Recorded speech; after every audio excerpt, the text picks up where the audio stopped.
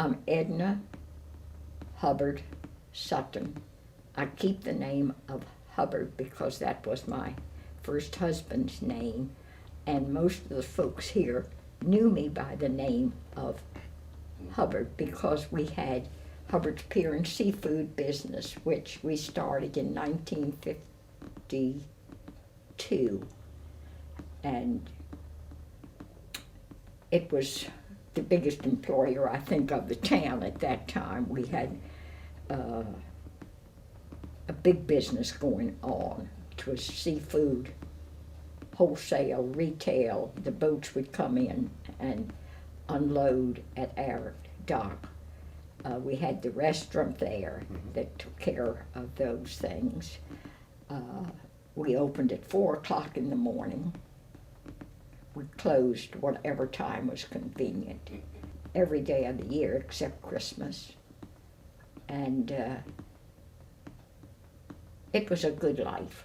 It was good. We were, at that time, the seafood capital, I think they would call it, of the Chesapeake. Not that we were, but that's what we wanted to think we were. And it was nothing to have boatloads of fish come in. Rockfish, perch, bluefish.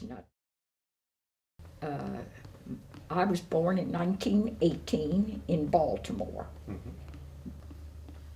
I had married in 1940 to Wilkins Hubbard, who was a good, honest man, ambitious.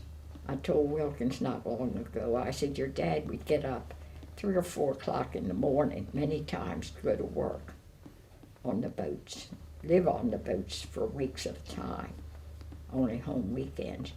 But never once did I hear him say, I wish I didn't have to do it. Then we went in the business in 1952. We opened the restaurant in 53. And we just kept growing. At the time that there we would have maybe 50 shuckers, I'd say, during the oyster season. And when the restaurant during the summer would be real busy, we'd probably have 40 employees in there with the different shifts. It was, I said, the heart of Rock Hall. The business was sold after I sold it in 1985, and they knocked all the buildings down and put the marina where Rock Hall Landing was Hubbard's Pier and Seafood.